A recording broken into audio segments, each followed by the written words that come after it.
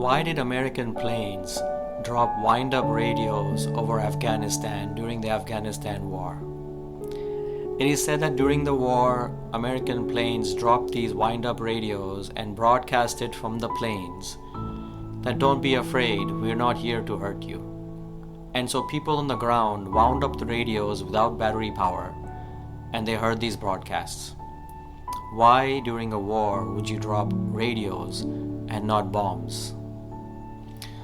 Why did Winston Churchill prepare for 1 hour for every minute of his wartime speech?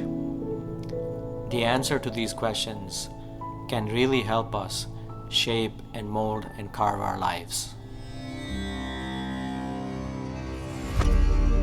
BAPS Better Living. Be better. Do better.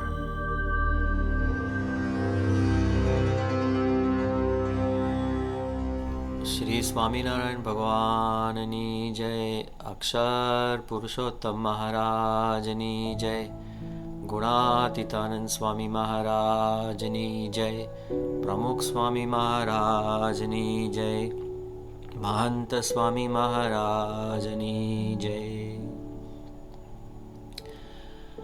In our previous session, we learned about the power of paradigms and the model in which we are carving our own life. That we are the stone, we are the chisel, and we are the sculptors. We learned about the first tool we can use to carve our life, the power of paradigms, models, and thoughts. The paradigm of the self, that we are really not the body but the Atma, and how that can change our perspective of life. We learned about the paradigm of the big picture of life, of eternity, thinking about dharma, earth, kam, and moksha. But in reality, that's not enough. We need something that can drive us forward, because the map is not the territory. We need to also move in life. What inspires us? So why did Winston Churchill practice for hours for every minute of his speech? Why did American planes drop self-powered radios over the Afghanistan country during the Afghan war? Because they ultimately understood the power of words in life. The second tool we can use to help us mold our life are words. Words are the most powerful force in life. Not only can words create a better life, it can also destroy life. Hinduism tells us a story of the Mahabharata in which two feuding families destroyed dynasties and hundreds and thousands of people died because of a few words. Duryodhan went into the court of the Pandavas, in which an illusion was created in the palace, in the entrance. Where there was water, there was actually ground, and where there was ground, there was actually water. And so when Duryodhan went into the water, Draupadi taunted Duryodhan with a few simple words which were the source of the Mahabharata. Draupadi simply said to Duryodhan that a blind man's son is bound to be blind because Duryodhan's father, Dhritarashtra, was blind.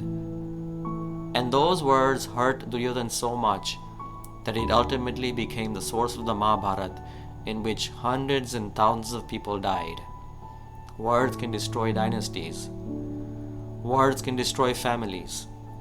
How many people have you heard of that have had family conflicts and feuds because of few words that were said?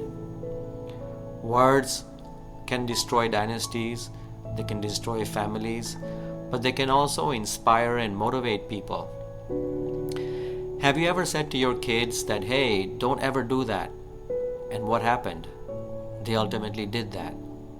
But have you ever explained to your kids the dangers of drugs and the dangers of doing bad things and keeping bad company and the importance of keeping good friends?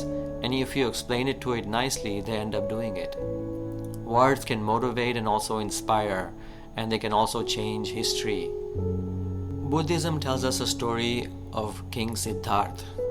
He was a great king married to Yashodhara and had a child, a prince by the name of Rahul. A very happy man because ultimately he was a king. But one day while he was going through his kingdom and he saw an old man, he asked his charioteer, "What is that man? What is he? Why is he hunched like he is?" The charioteer said to Siddhartha that he actually is an old man, and Siddhartha ultimately asked the charioteer that what does age have to do with it?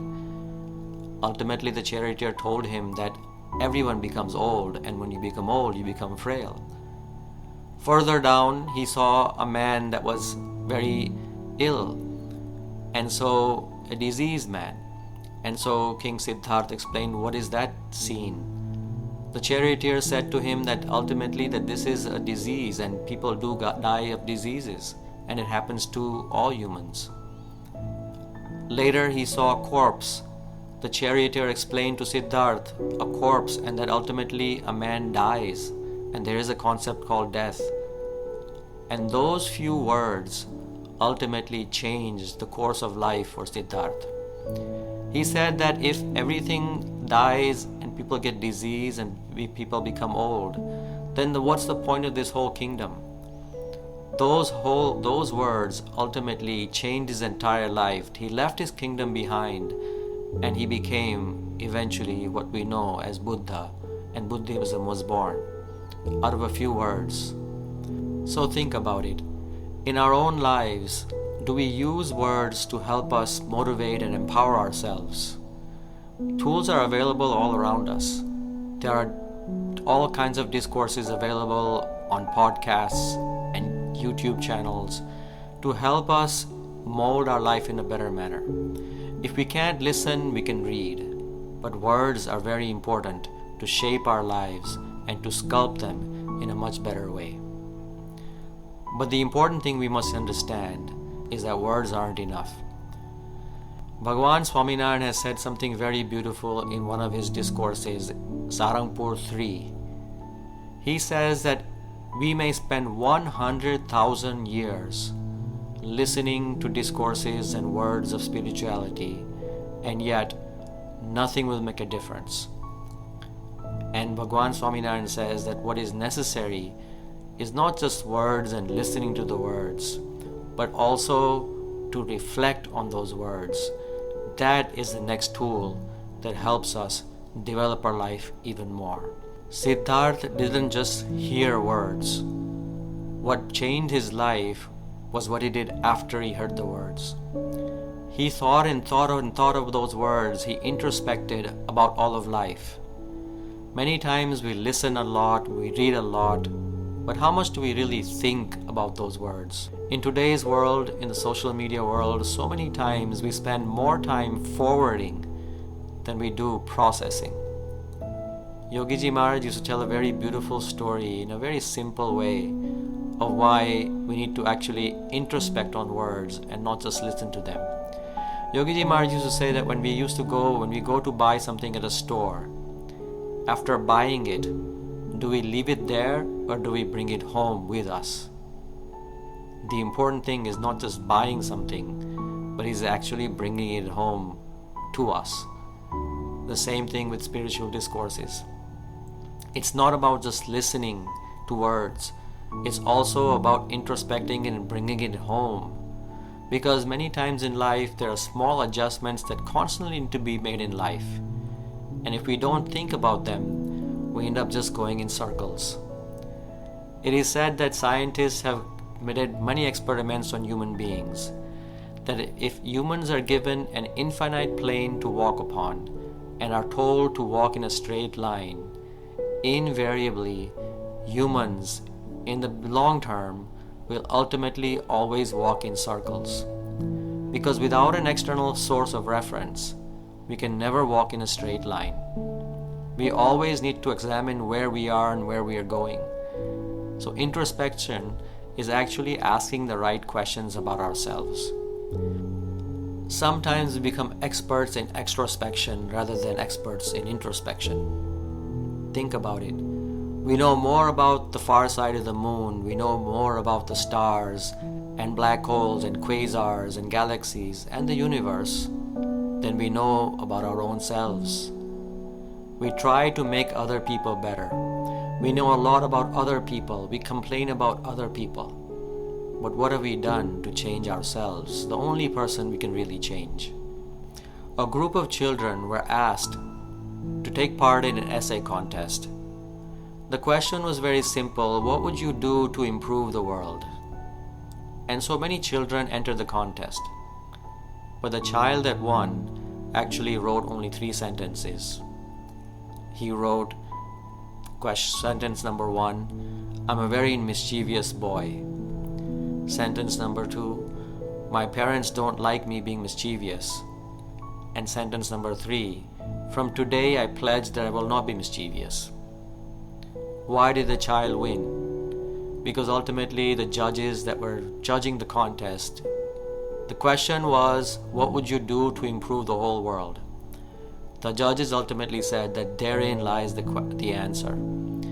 If we can first of all understand that we have a problem, that other people can also have problems because of our problems, and if we can take a pledge to improve our problems, then that is the answer to improving the world. Introspection, changing ourselves is so very important. The greatest lesson we can learn from spirituality and the greatest lesson we can learn from the great sages and seers and scriptures of Hinduism is that ultimately we need to look within in our own lives, to introspect. That is the tool we can use to shape our life in a better way.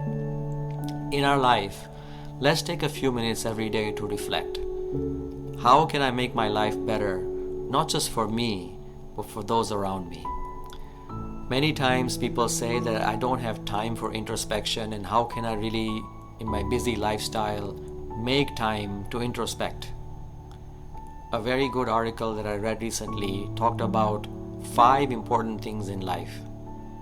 It said that if you're too busy for these 5 things, then you're way more off course than you think. What are those 5 things? If you don't have time to, number 1, organize your own life. If you don't have time, number 2, to plan and invest in your own life and your future. If you don't have time to track the important metrics of life. If you don't have time to meditate and pray in life. And 5th, if you don't have time to move towards your goals, how can we ever be happy?